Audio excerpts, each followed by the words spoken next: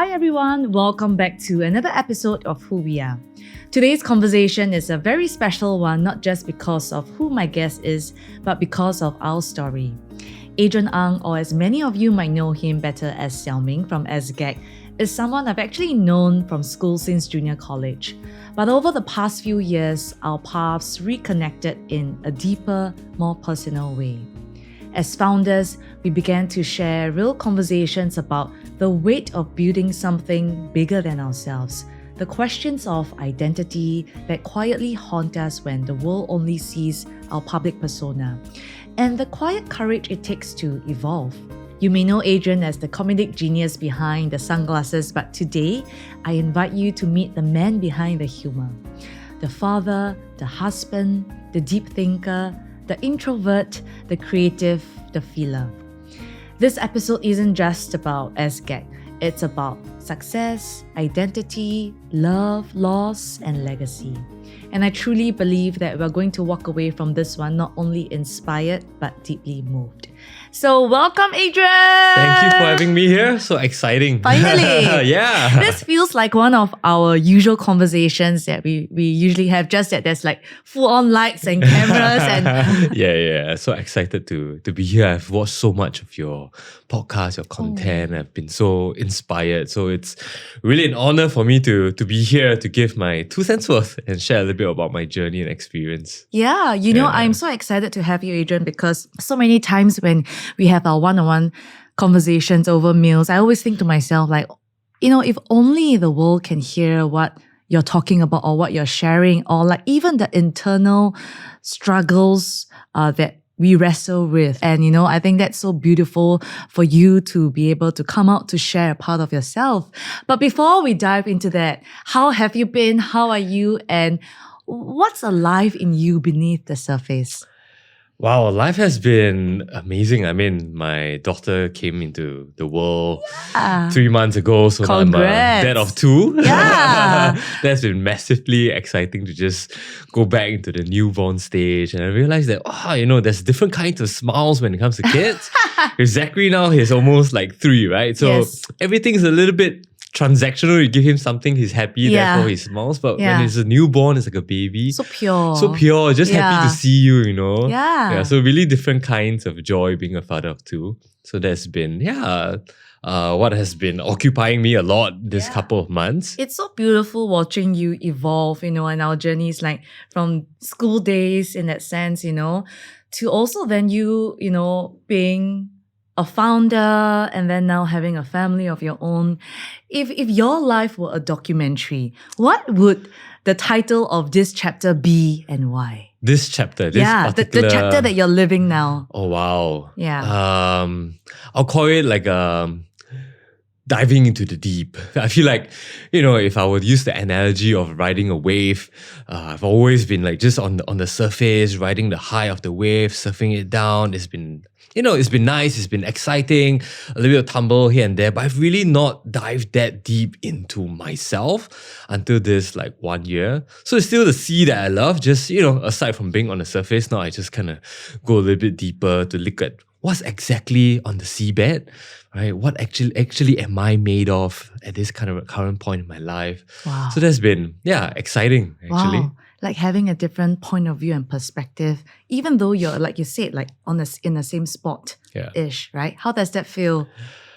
Honestly, I think it has been pretty intense. Because I've, enjoyed my time on the surface through the ups and downs. And I never really felt like I need to dive that deep into my own world. I kind of feel like maybe through the years growing up, as a kid or even as an adult, I thought I knew myself. Yeah, especially through the successes. It's like, oh, it's great, this is who I am. Right? It's not until I really went through, a more difficult phase in my life that I realized that I actually don't know who I am. Maybe I know who I'm not, but I don't actually know who I am. And that really motivated me to dive a little bit deeper, because I can see how without that clear sense of identity, I'm just kind of being pulled in all sorts of different directions. Yeah. I would love to dive deeper into that later. But I'm so curious also, what were you like as a child? And what part of that child still lives in you today? Wow. I feel like I'm very free spirited as a child. Yeah, if I can do things my own way, I like to do whatever I want in my own time. So many people might not know, I actually spent a good part of my childhood in Malaysia because my dad is from Malaysia. Yeah, so every school holiday I always go back to Malaysia, and it's the Kampung. It's really Kampung. Yeah. So I'm one of the, I guess, Which the part few, of Malaysia? It's Johor. So still not that far. So I feel like one of the few Singaporeans that can enjoy like Kampung life in our age group. Yeah. Usually it's our parents' like age group. Yeah. So back in the Kampung, there's really nothing, right? It's just a lot of space to run around. I dig the soil for earthworm, use the earthworm to catch a fish, use plastic bag to make kites to fly the kite. So I really, really enjoyed that, that freedom, that ability to do whatever I want and just, indulge in my own happiness and passion. So I feel like that is still, a big part of that free-spiritedness still lives in me, or I do yearn for myself to be free-spirited like that as much as I can in my adulthood. And I feel like that is also where a lot of the struggles do come in a little bit, as life's responsibilities starts weighing on me. And that is also really the reason why I started on this entrepreneurship journey, right? Because I don't want to just do what other people do. I don't want to do what people tell me to do. I want to do things that I want to do. Yeah, and that has been a big part of why, even though I tried to do a little bit of a corporate job before I started my business, I was like, no, I cannot. I'm just dying inside. Well, I'm glad that, you pursued that still small voice inside of you that pulled you towards a different direction. How did the persona Xiao Ming come about, and how do you navigate being Adrian and Xiao Ming? Wow. I mean, to be honest, there was not a lot of intention behind this How character. many years at the ago start. was this already? Since Maybe 10 years. It was about 10 years. I mean, when SGAG started, we were just doing memes. So basically just images that we took from the internet that is funny and we just slapped some funny caption over it. I remember that. Yeah, good Back old then, times. You were in university? Or? Yeah, I was in SMU Yeah. and, memes were starting to become a thing back then. And I was like, hey, why not create a Singapore version of it? I always tell people, I cannot solve your problems, but if I can make you laugh while you're getting stuck on a train breakdown, I would have done my job. Yeah. Yeah, so that was really fun in the early years when we were creating just this funny memes just to entertain people. And somehow people like my kind of humor. Yeah, I remember back when I was in school, the kind of lame jokes I cracked, all the girls in the class were like, what's wrong with you? I'm glad you stayed true to who you are. Yeah. So I'm thankful for Singaporeans who appreciated like my weird sense of humor. Not weird, but yeah. So that was how it started. So that's how it started. And I think when Facebook started introducing like a video feature, sometime in 2015, we thought to ourselves, hey, maybe let's start creating some videos as well. And there was just a few of us back then. And we were like, oh, who wants to be on video?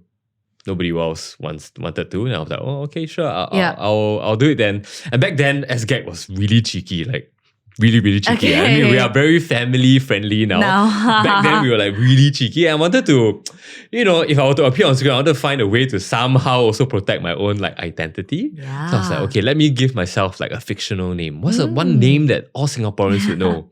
I was like, hey, Chinese composition, we always have this. Xiao Ming character.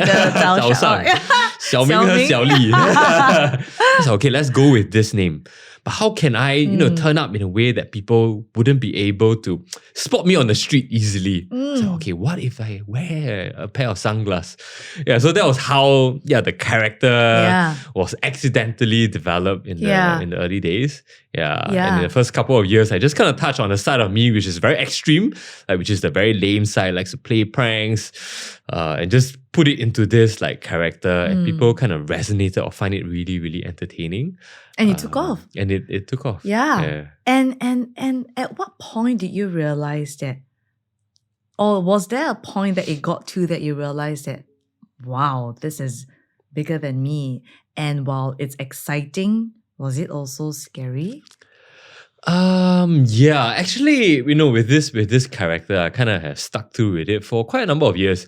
I'll say a good 8 to 9 years.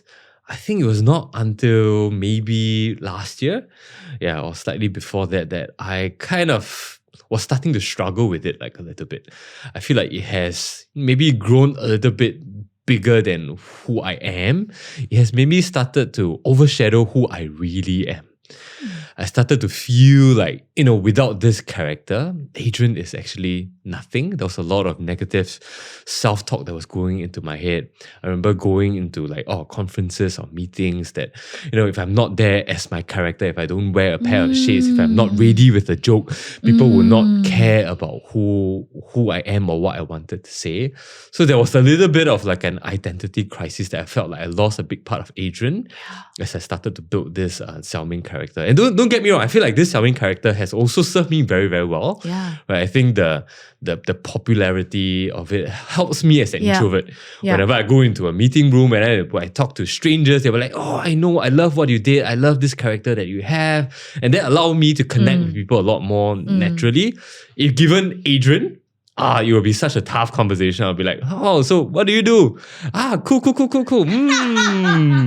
Are you sure? So this Xiao Ming character has really helped me break out of my introverted shell a little bit, just because, it's easier and more natural for me to strike a conversation with people and for people to strike a conversation with me as well. Yeah, but it comes with a price.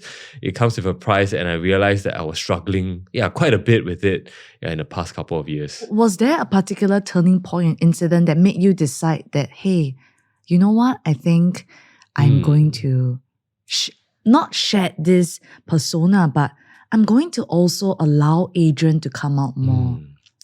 So I started my social media account with this character, with this Xiao Ming character. You mean even the handle, right? Yeah. So it was like SGAG, Xiao Ming. Yeah. So it was really focused on just jokes and pranks I do with everybody that's like kind of around me.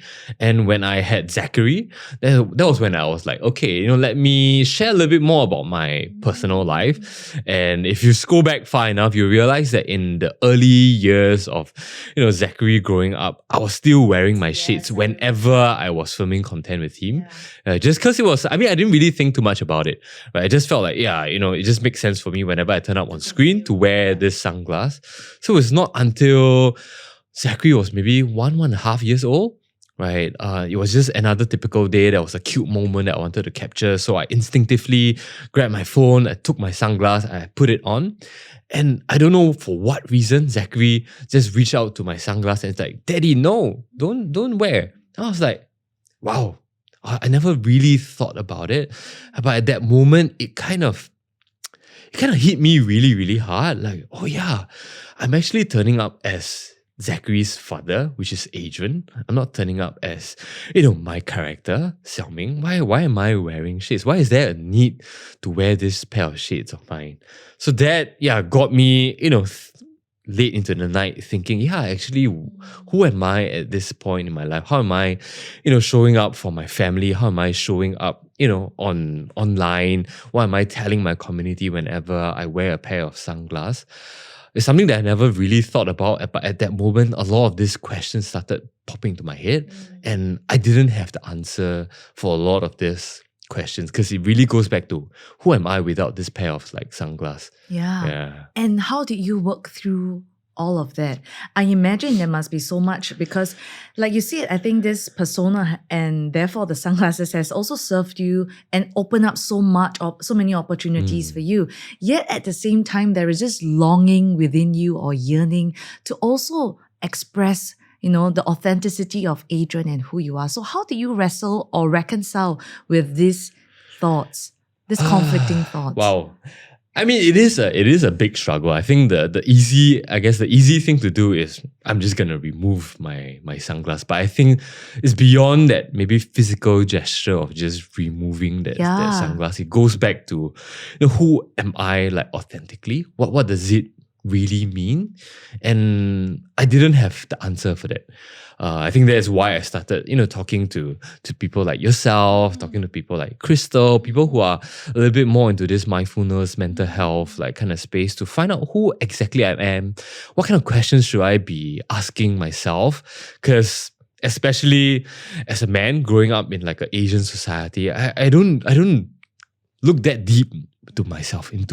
I just kind of go with the flow, and then wherever life takes me, and I just kind of flow along with it. Never really ask myself a lot of these deep questions. And when I started asking myself some of these deep questions, I don't know the answers. I don't know how to find them.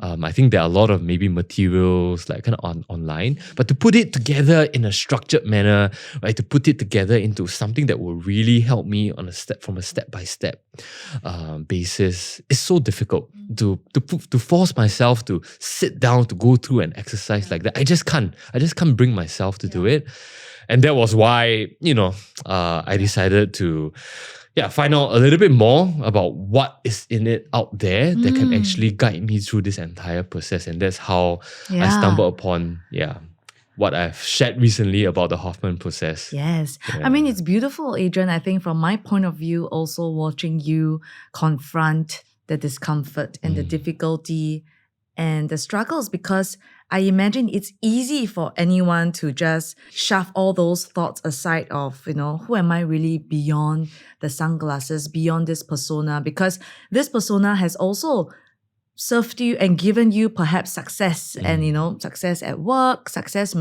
financially, materially. So like it takes a lot of courage to be able to unravel the layers, which actually is a lot more work. And I would say sometimes even like a lot of pain, right? What is one fear that it still quietly lives, that still quietly lives in the background of your life, especially, while you're going through this transition of discovering and then finding out more about yourself? I would say is the fear of not having an impact. Yeah. Because I don't know exactly why as well, but I just kind of want to do things in my life that is impactful. And the definition I realized has changed a lot over the years. And I think that is also the reason why I also struggle in different phases. Because as we grow up, right, through the different phases, whether is it, me coming out of uni, starting a business, starting a family, running a big team now I have a kid, I realized through all these different phases in life, the kind of impact that I want to create changes. And that is something that I don't actively in the past try to find out exactly in this phase in my life, what serves me, what does it look like, what serves me, what do I prioritize, and from there, then what should I then be working on, what kind of shifts do I need to make? Yeah, because in the past I really just kind of just let it flow, right? Wherever life takes me, I'll just kind of go along with it. It was not until I struggle a little bit that I then would want to think back a little bit of where I am right now and what changes do I need to make. And I feel like that's something that I would love to still actively do as I move into different phases of my life. Has this desire to want to consistently make an impact been around since your growing up years? And how did it look like in the different seasons of your life? Oh, wow. I think maybe growing up, it was a lot of, I wanted to maybe make my parents proud. Yeah. That validation like from them was something that I seek for. And well, academically, I can't. I'm not a good student. I mean, I'm not bad, but I'm just not good enough. Maybe good progress award, because good progress award is like you must be bad first and then you be good. I feel like that is a little bit more achievable. That's a hack right there. But if you want to be the top 1%, that's set the bar low. Set the bar low. First term do badly, and then after that you do well. The best tip from Adrian. Yeah.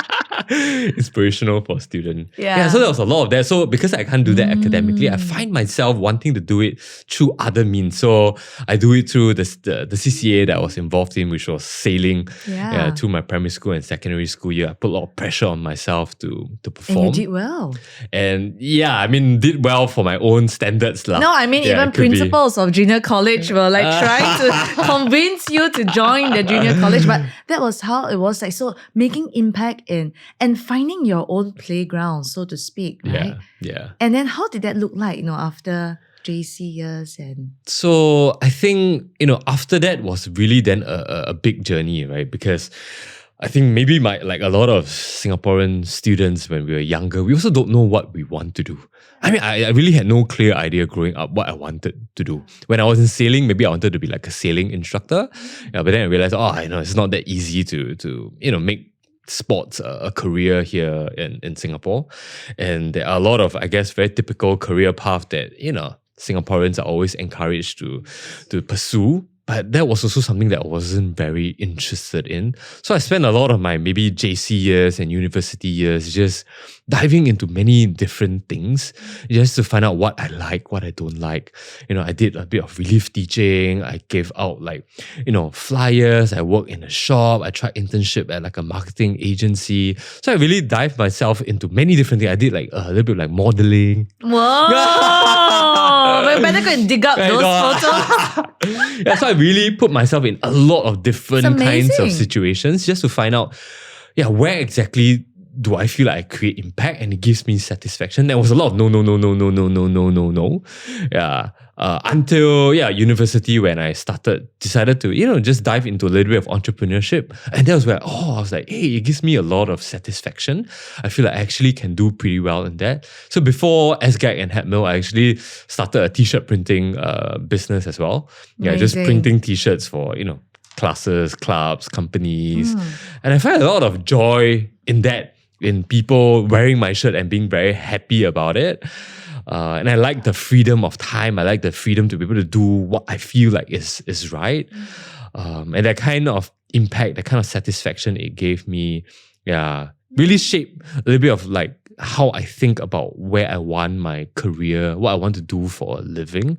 And that's where eventually when I founded SGAG, I like the entrepreneurship part, but then at the same time, I also like that there's a very nice meaning in being able to make people laugh. Yeah, because we will get like messages that, I was having a rough day and this meme made me laugh. I mean, it's not something life-changing, but just being able to make like small difference in like people's a pocket of life. Sunshine, right? In And I feel like that's such a meaningful thing to do.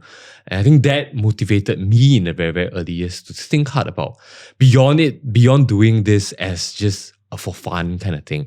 How can I really make it into a career so that it's actually sustainable? Yeah. How can I maybe turn it into a business so that I can bring more like-minded people? Yeah. Because comedy, in a space like Singapore, especially in the early years, right, it's very hard to make a living unless you are the Kumar or Mark Lee or Jack Neo of the industry. I mean, times have changed obviously over the past 10 to 15 years, but in the early years, really, it's so hard. And yet, no examples literally to follow. You had to come out to chart your own path. In that sense. For me to be able to witness your journey, from something that started with like a creativity and then leaning into your gifts, your talent, and building that out, scaling that throughout the last 10 years, and really, putting Singapore on the map of what you're doing. What has success cost you, Adrian, that people may never see? Wow. This is like Thanos. Yes, cost me everything. I mean, there is, without being cliche, there's really a lot of, blood, sweat, and the tears. I think, entrepreneurship, it is, to be honest, a very lonely journey. It is very, very lonely because there's a lot of struggles that I had to go through that it's very hard to talk to people about it. Even the closest ones like my wife. Because I think when there were a lot of struggles that I was experiencing at work, to me, I was like, let's just keep it at work. Let me not bring it home, because if it's also not a problem that can be solved at home. And since, I'm really back home, it's a safe space, let's just keep it like happy. But I feel like I was also bearing a lot of emotions that I was feeling at work.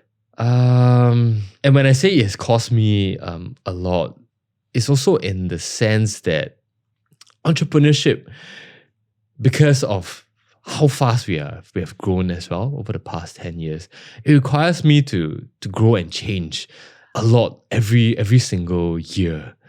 And there's almost no time for me to kind of really look at myself and check in on myself and ask myself who I am.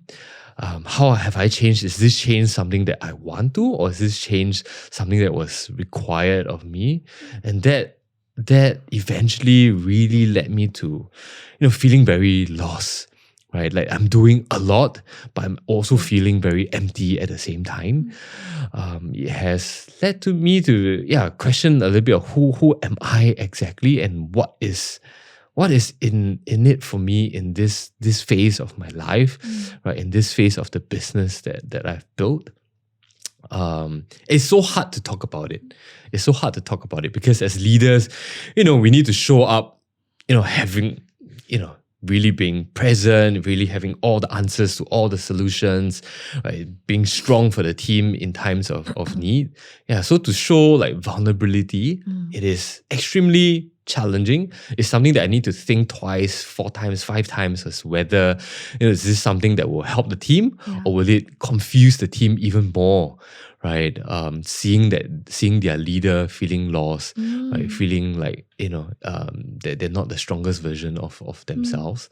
So there was a lot of this, conflicting thoughts in my head on what I think I needed to do, and also what I was feeling deep inside of me. Yeah, so it has, I would say, been a challenging journey. And at which point would you say that it accumulated to a point where it broke you? So for me, I am a very people person. Whoever I work with, especially in the close ones, I really invest a lot of my heart, my trust. I know it's not very healthy. I mean, as leaders, if we read books and listen to podcasts, we need to draw like healthy boundaries. But I think deep inside of me, this is just like who I am and how I work. I really invest a lot in people. I trust a lot in them. I almost like love them. So when, I think last year or late the year before, when a couple of these close ones that I have at work all kind of decided to leave in a very, very short amount of time, it hit me really, really hard. There was just a lot of questions like in my head as a leader, as a person, like, have I done enough for them? Right? Is it something that I've done wrongly? Is it because like I'm not a good leader and that's why they are leaving? And inside of me, obviously I know, right? People leave for different reasons. It might be because of me, it might be because of the company, but maybe because it's a new phase in their lives that, they want to pursue like something else that the company cannot like kind of give them. It's not personal. It's not personal, but I mean, it's exactly that kind of things that I know that is the right way to think, but deep down inside me, I still can't help feeling hurt, feeling disappointed, feeling confused by myself and everything that was happening like around me. And it all happened in a very, very short span of time. And that confused state, that state that I was in was starting to affect how I turn up even at home. Right? I was just not present at home. I was just maybe using my family as a little bit of an escape. My time that I spent with Zachary, that little moments of joy, right, as a little bit of escape, not really being in the moment. I was like depending on them to give me that happiness, and when I don't get it, I feel even more upset. I feel angry, and I realized that, one night of a glass of whiskey turned into 2 nights, into 3 nights. I was, having a glass of whiskey every other night. And to be honest, I was not like I was trying to get drunk, but I was just, using it as a little bit of an escape, right, just to kind of numb my heart and my brain a little bit. And when I look at how it has affected my wife, right, the one person that I love the most, that was a part that it really broke me. I feel like I need to do something like about this, because if I don't try to look at what exactly is wrong, right, and try to fix this, right, this is gonna have a lot more impact. Things can get a lot worse. I don't want to lose and hurt the people around me, the ones that I love even more. And that was when I started, really feeling like I needed to do something a little bit more than just telling myself that I can do it, right? I feel like one of the toxic trait or toxic phrase that I always tell myself, right, is what doesn't kill you makes you stronger. We always tell ourselves that, right? And honestly, it served me very well, right, growing up. And it did indeed make me like a lot stronger. But there came a moment in time where I just feel like I cannot grow any stronger anymore. Like this is just the maximum. In fact, I'm just getting weaker and weaker, right? As some of these things keep hitting me. And now on hindsight, I really realize that what didn't kill me yesterday might actually kill me tomorrow if I don't exactly know what was killing me. It doesn't just magically, it didn't kill you, therefore it makes you stronger. So that was really a very dark period, I feel, in my life where everything I felt was crumbling. That I don't know what I needed to do to get myself out of that ditch. How did it affect? You said it affected your wife, Xing Lei, a lot. How did it affect her?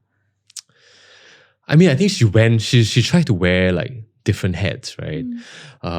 She's a consultant, right? So naturally, she tried to solve a lot of these problems for me, which I dissect this problem. Yeah. And I think the more she tried to do it, the more I'm just gonna shut. Close up. I'm gonna close up. I'm gonna withdraw like myself. And the thing is that, as a wife, she's not also my therapist, right? And a lot of these things that she tried to do to get me to share, I also didn't feel like I wanted to burden her like with a lot of these things that I'm experiencing. Because she also, has her life as a daughter, as a mom, right?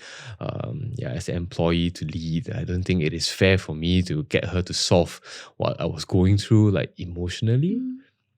And I can see that it was starting to affect her because when I withdraw from her, right, I can see the hurt in her eyes. And she didn't need to say like a word, but I can see from her eyes that her heart was like breaking whenever I just kind of withdraw and just push her away. And that hit me really hard to see that in her eyes. Yeah. Could you walk us through what was it like during those days where you said it was the darkest period of your life? What was it like when you got home?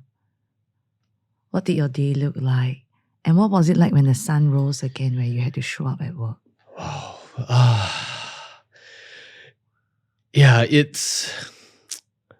So it's really like with a lot of things that I was going through, at work. The moment I come home, I need to show up for my boy, right? So that's where I just kind of push it away and just try to do as much as I possibly can, be the most present and happiest like father I can be. Put him to bed, sing him his songs, play with him. But I think it's really the moment where I step out of like his room, I pour myself a glass of whiskey, and then the emotions start like, flooding in. And I'll just be sitting in my living room on the sofa, just staring into blank space, and Xin Lei would, come out, look at me and try to talk to me, and I would just be like, I don't want to talk. Just leave me alone. Just let me lie over here. Like I'm okay. Just leave me alone, right? And she'll sit there with me, and once in a while she'll, say something that, really hits the nail, right in the heart. And I think that's where, many of the times I'll tell her that, I don't think I can do this anymore. I don't know like what to do. Like this, I don't know. I don't even know who can help me. I just feel so helpless. And I mean, she would try her best to kind of be there for me, which I really, really appreciate, just being silently there. But I also felt like I needed something a little bit more to piece together the broken parts, to know what were the sharp edges, that was hurting me, and how do I even put myself back together again. And because I don't know how to, comes midnight, I'll be so tired, I'll just lie down in my bed, wake up the next morning again, it's just, I have to switch on again, right? There's no time for emotions or whatsoever. I gotta settle the kids, go to work, get everything going again. So it's just this cycle of repeats itself. It just repeats itself. Just immediately switching on because life requires to do what you need to do. It's not going to stop just because you're feeling down. That eventually it starts accumulating. Eventually it starts, every day it gets a little bit harder and harder and harder until it almost feels like I don't want to get out of bed sometimes. And the truth is that what I realized on hindsight is that a lot of the problems that I was facing was just beyond this superficial problems. It's not just about, why is this employee leaving and what did I do wrong or what could These the are all just company have done. symptoms. It's just symptoms of something that's a little bit more deep-rooted. And when I eventually talk to people who can help me connect these dots properly, I realized that, it's all deep-rooted into some of these negative patterns that I have developed like through myself growing up. And it's now just showing up in different ways in my adulthood.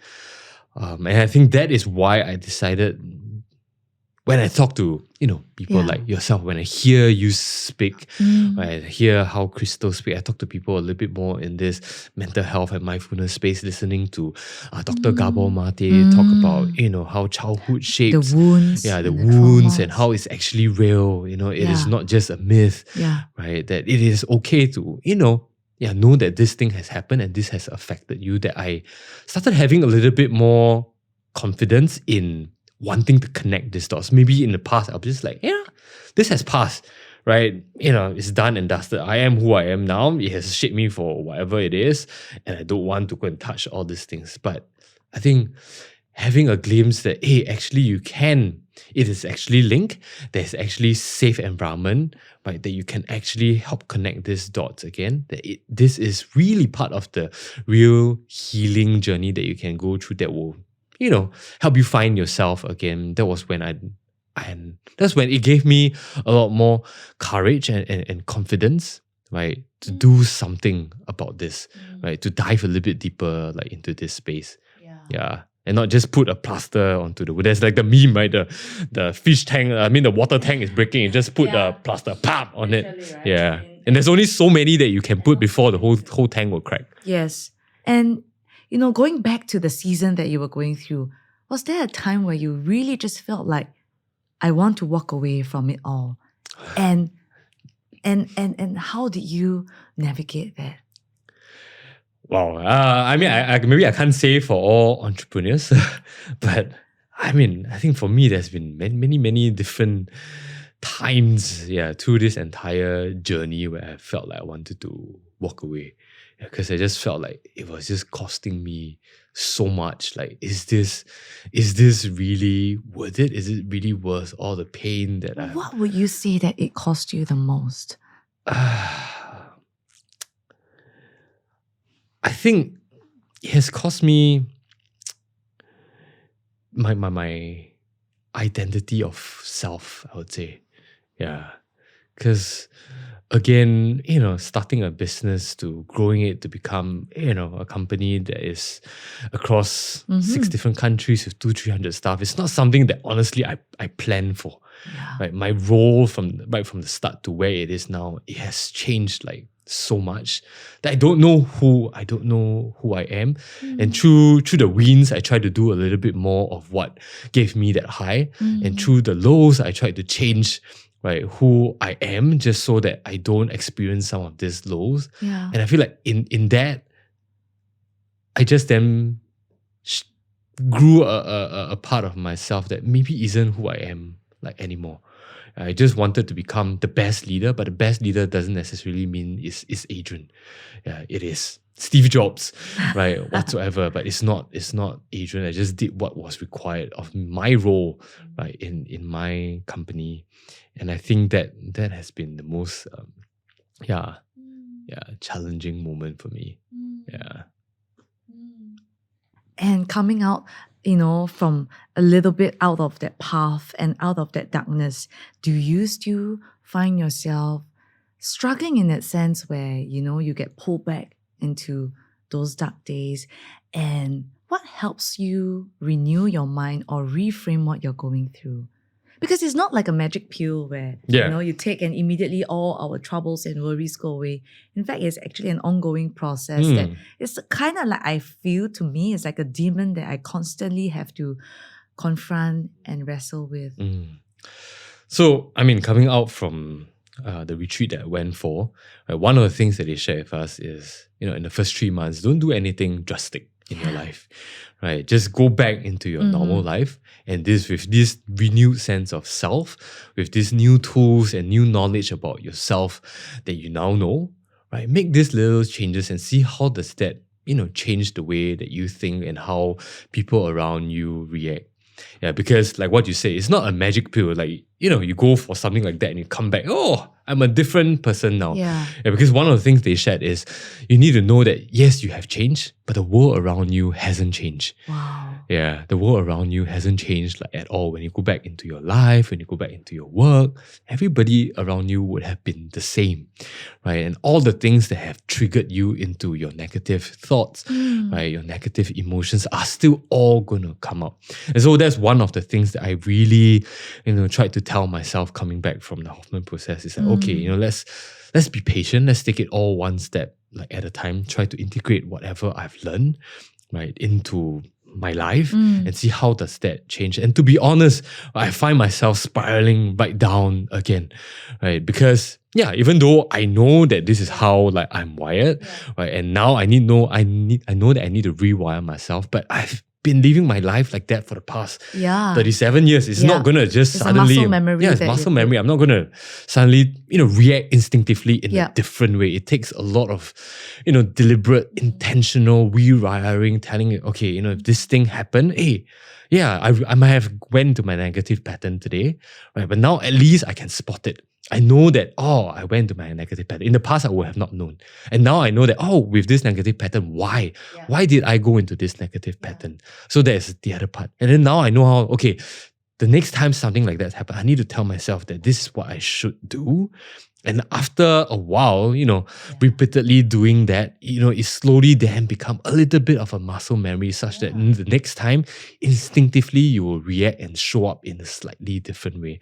So that's one of the things that I have realized coming back from the retreat itself, and how then I slowly started reshaping how I turn up in my life, both at work and at home. I really did not do anything drastic for the first 2 to 6 months. After which it was just like, okay, I think the way that I perceive life, the way that I deal with things that's being thrown at me in a more positive, I kind of like in a more connected way. I feel a lot better. I feel a lot more at peace. I feel a lot more fulfilled. But I was like, hey, there's still something that is missing. Yeah. I don't feel like I am completely like in the zone where, when I get into a conversation, at work, I'm completely alive. I'm super energetic. It's been better, but I'm not at like, what, you call, right, or what Joyce called the zone of like genius. I feel like I was still missing that.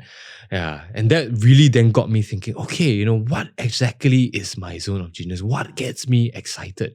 What conversation have I been in the last 6 months, right? Whether it's coffee chats or just random chats with people where I come alive. And how does that look like? How can I do a little bit more of that? Yeah, and I think that is where some of the coffee chats with you has really like enlightened me. I was like, if I just do a little bit more, then don't think too far, just do a little bit more, how would that look like?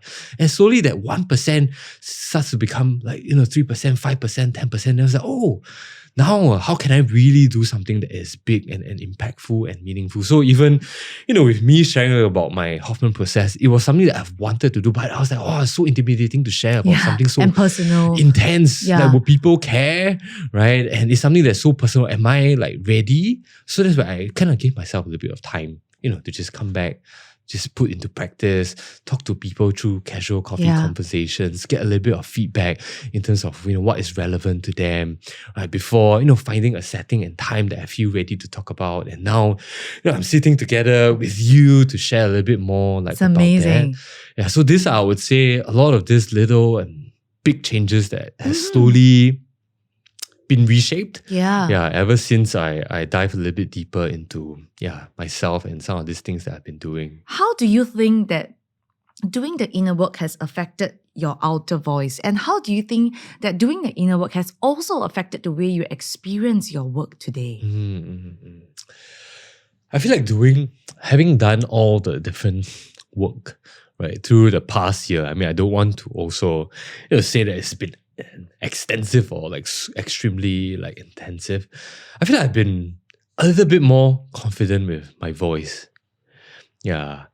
In the past, maybe I feel like I need to be funny in order for people to care about what I want to say. And now, I'm just really, I would say, more self-assured in what I want to say, Amazing. right? It's not to please anybody. It's not performative. It's not performative. It's not to get the views. It's not to get the laughs. I just kind of feel like this is something that I want to share. And if there's Wow. positive feedback from the community, that's great.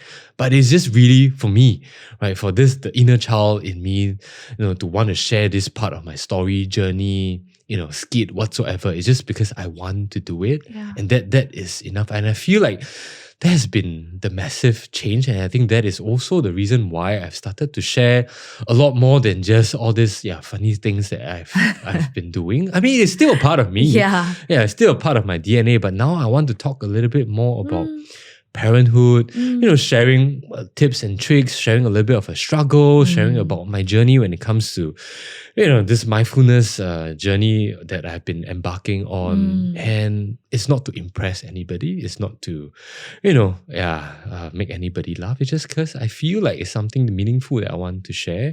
And I get encouraged by feedback from the community. I think that is great. And now, I feel like that has been the biggest change. Yeah. One of my facilitator in Hoffman has told me something that maybe I hasn't been too comfortable, because I always feel like I need to talk in a certain way for people to pay attention. When I talk like that, I feel very uncomfortable in the past. I feel like I've always got to talk in the Xiao Ming tone, like, hey guys, what's up? Yeah. I feel like, now, because I'm more confident in my voice, I allow myself to speak a little bit more slowly, calmly, and maybe a little bit more authentically.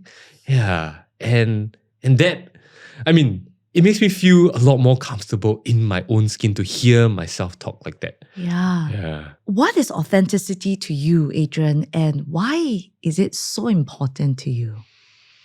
Wow. As cliche as it might sound, I feel like life is too short to be somebody else.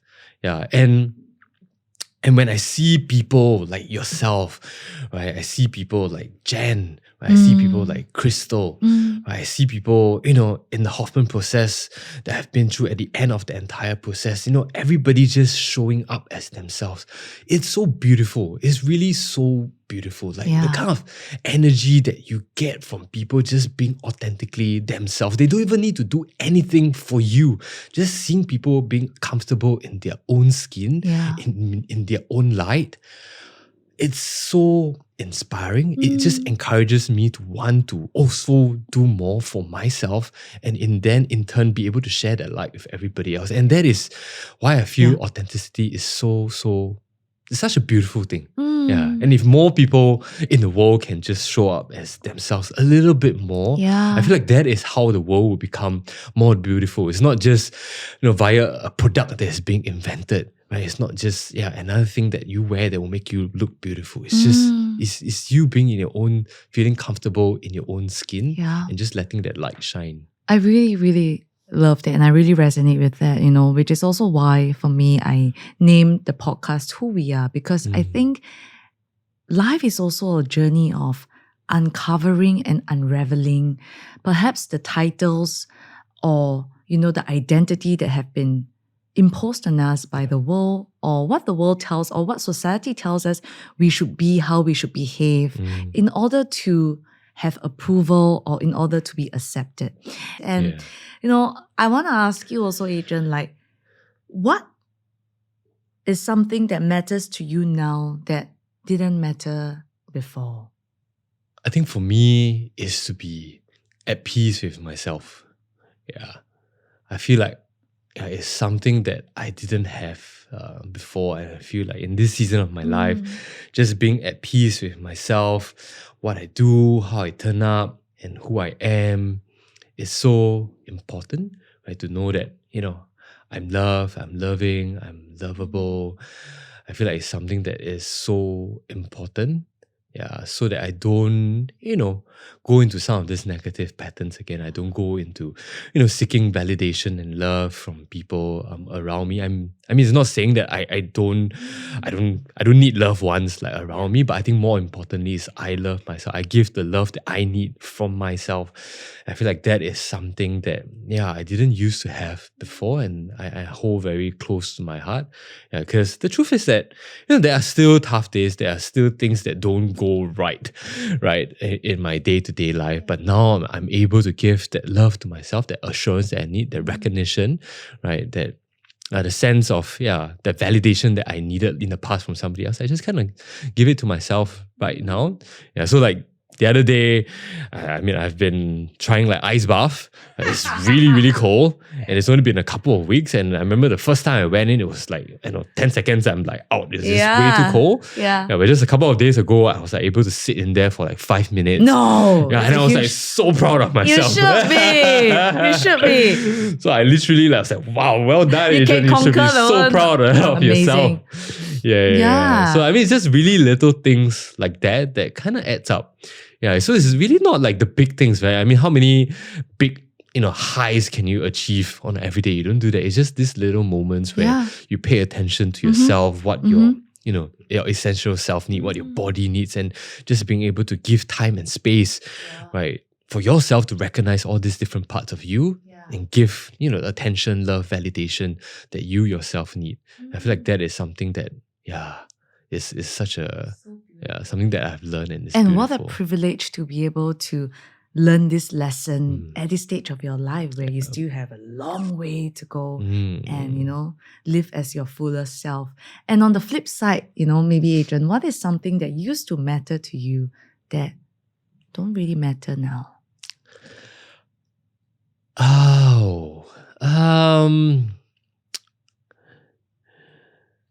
I think in the past, right, I tried to do big things.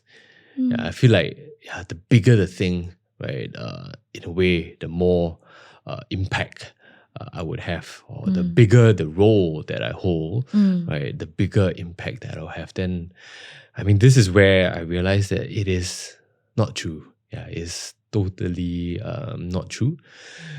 Because now I feel like, for me, the kind of impact that I want to have, maybe it's a little bit more about depth than quantity, right? I want to create a more meaningful impact, right? That is a little bit more transformational, rather than superficial ones, right? That is just a plaster like on a wound. I think that has shaped me in terms of like what I prioritize, what the kind of conversations that I get, with people, or even my role like at work, right? I've decided to shift to one where I can, create a little bit more meaningful, deep impact rather than, trying to do something that is at scale. That is something that I leave, right, to my very capable teammates who, it's their zone of genius. They're really good at it. They're passionate about it. And I can see the work and the impact that they're doing is so amazing. And I'm happy to kind of let them do it. I'm happy to, take a step away from some of these things and focus on, in a little bit of what I feel like, is impact in this season of my life. And I think, as entrepreneurs as well, so many times we also feel the need to achieve, to slay our goals and everything. And how has your definition of success evolved over the years? Wow. It has definitely changed super a lot. Yeah. Again, really depending on which phase of the company we are in. If you ask me right now, I think as a company, I think we still really, really want to grow. Right? I feel like, in this creator space, we are at the start of something that is actually some super exciting. We can do so much more, not just in Singapore, but across the region. But I think what I realized is the role that I play is very different from where I started back in the day, right? I think as entrepreneurs, when the team is small, we do everything, right? Everything it kind of is all led by the founder, right? But now that, we are a proper company, I realize that we have to just kind of lean in to people with different expertise, right, across different markets, right, who has different strength. The founder can't just do everything, right? I think that is where, my definition of what is success is very different. My personal definition of success right now is, okay, I think my team needs me to be in my zone of genius a little bit more. And that zone of genius might not necessarily, be a role that, requires me to take care of the entire company, think of the creative strategies across the different markets and, deal with all the different clients. Yeah, I mean, typically as a co-founder, that is what I would have to do. And that's what I've been doing for many years. But that is not exactly my zone of genius. My zone of genius is really being able to, get my hands dirty, creating content, be able to provide real insights from the ground on what is working and what is not, and using my experience to connect with fellow creators, because creators are a unique breed of people. Yeah. They don't want to listen to all the numbers. They don't want to listen to business talk. They want to be heard. Yeah. Right? They want to feel like, hey, you're one of us kind of thing. And I feel like that is something that, with my background, I can do with like creators that maybe a lot of my teammates can do. And how can I then shape my role to do a little bit more of that? So my definition of success is then being able to create this meaningful connection, helping them create longevity in their career, create impact, and how can then Headmill come in to support them in their journey. So it's very different. And how does that then align with the overall company goal? Because I used to maybe treat the company's goal as my goal. And that was maybe very closely aligned at the start, but it started, maybe deviating a little bit. And then with this renewed sense of self, how can then I shape like a role? I can still play an active role. I can still meaningfully contribute. Without, I guess, being held ransom. By the title that I was holding. And I think, Adrian, that is so inspiring, because I think it takes a lot of courage to be able to separate ourselves from the company that we have founded, to be able to make a stand, to know also that putting ego aside, I don't need to have the biggest title in the room just because I am the founder or the co-founder or started out that way. And like watching you really live that out, it has been so inspiring. And, if I could also bring you back to, the days where you were really struggling and it was where there was a dark cloud over. During those dark days, what would you say to yourself now that you have sort of emerged from there? And also, if someone is going through a similar situation where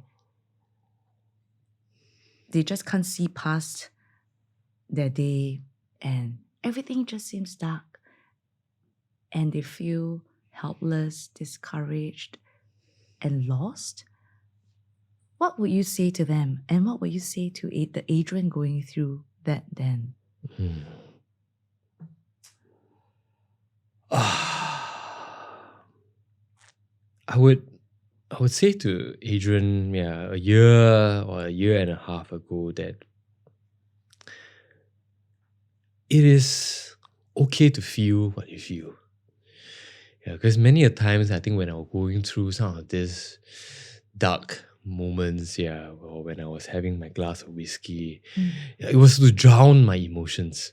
I wanted to just kind of shut like that emotion down. I don't want to feel, whatever I was feeling, whether it was anger, sadness, disappointment. And then, again, it just goes into that spiral of like, and then I'm so wrong to kind of shut myself. And then, it's just a lot of conflicting thoughts. And I really want to tell myself that it is okay to feel what you feel, right? You felt sadness, right? Because it was something that really, really hurt you, right? And there's nothing wrong with feeling that sadness. There's nothing wrong with, feeling angry about something because it has affected you like a lot. It's something that you don't agree with. And that is really what I wanted, what I would have told myself back then, to kind of own my emotions a little bit more, to let it come out, that it's actually okay to feel the way that you feel. Because many times I just feel like it was so wrong to feel that way. Yeah, that And you feel guilty. I feel maybe? guilty about it. That I'm in such a privileged position. It's such a good problem to have. So what are you complaining about? There's a lot of people out there who are who has it worse than you. So what right have you got to feel some of these things that you are feeling, right? And that and if you're feeling some of these things, maybe you're a horrible human being. And that was really just a lot of negative self-talk that was just doing to myself that eventually got me to the state that I was in. So I mean, to people who are going through a similar state where they feel like they're drowning, right? And there's no way out of this. I think what really got me out of, or what made me take the first step, and I think the important first step is to talk to people. That really, once you talk to people, realize that everybody is struggling. You're not the only one. And I think it's not to make your own problem, smaller by talking to people. It's not. It's just knowing that, you're just not alone, that everybody out there is struggling. And you can actually draw strength from, struggling together. And draw strength from trying to overcome some of these things together. Or just being able to hear each other out. You feel like maybe that's what you needed to do. You just need to talk to somebody about some of the things that you are going through. And finding that little safe space, building that little community, be it your friends, your loved ones. It's so important in being able to navigate yourself out of some of these difficult times. And I think that is why, I'm really thankful, right, for what you have built with your community, because I think what you have done is to really create that safe space, that community to share about some of these things. And maybe, one of your podcasts or one of this workshop you're running might not be relevant for me at this season in my life. But, when I reached that point where I needed to hear, then maybe I will go back to one of these episodes that you have done and it connects with me. And it's so important work that you are doing. And I feel like because of what you do, being able to, provide that space, it allows for people to pull themselves out of this little dark moments and give people a little bit more of that confidence to know that it is not the end. It's not all a helpless and hopeless situation, that, at the right time, that there is a community out there, there are people out there, there are resources like out there, and that you are not, I think one of the things is that you're not sick. There's nothing wrong with you. Wow. Yeah. And I feel like, this whole topic about mental health is almost like you are sick, therefore you need to go and see a doctor. But I think having done all this work, I feel like, this thing about mindfulness is just all about learning more about yourself. And that's about it. Through the good times and through the bad times. It's just that most people want to do it or feel like the need to do it through the bad times. But all you're doing is just to learn a little bit more about yourself. And I feel like if more people approach it in that way, they'll be more open to seeking some of these things that's out there. That's not just help. It's an education. You're learning more about yourself. Yeah. That's so beautiful. And if you could have a billboard down the streets of anywhere in any major city in the world, what would your billboard say and why? There's no words that I'll put on this billboard. To me, how I look at the billboard would just be a close-up of my eyes. Right. And I just hope that, through my eyes, people can see the light, the peace, the happiness that I'm experiencing down. And through that, I hope that they'll be able to all find that light, peace, and happiness that they've all been seeking for. Because I feel like, our eyes don't lie. When we are feeling dead inside, our eyes would show it. And I hope that, my eyes would be able to tell my story for me and inspire the rest to be able to do the same.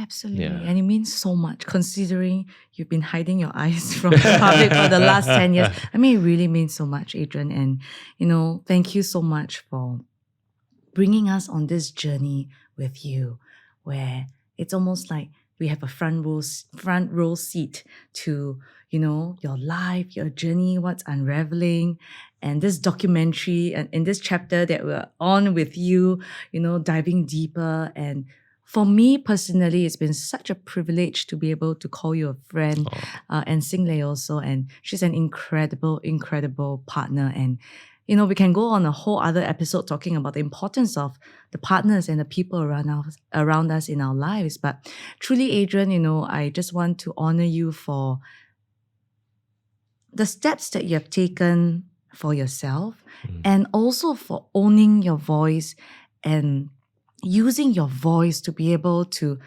shine a light and give people hope. And thank you for just owning that and doing that, and just giving all of us permission to just lean into our truest selves, no matter how messy it may be at that point in time. We can't wait to continue on this journey with you. And yeah, I think for me, I'm just really so touched, and I'm so grateful to have you on the show, and hopefully we have many more conversations to come. But do you have any other last words for those of us who are listening to you and this conversation? I would say never stop at trying to be your authentic self. Yeah, I feel like it's a lifelong journey, and there's nothing wrong with it. Yeah, and you'll be surprised by how much light you're able to, shed on other people if you're authentically yourself. So yeah, be brave, keep going at it, and go on a journey to constantly discover yourself.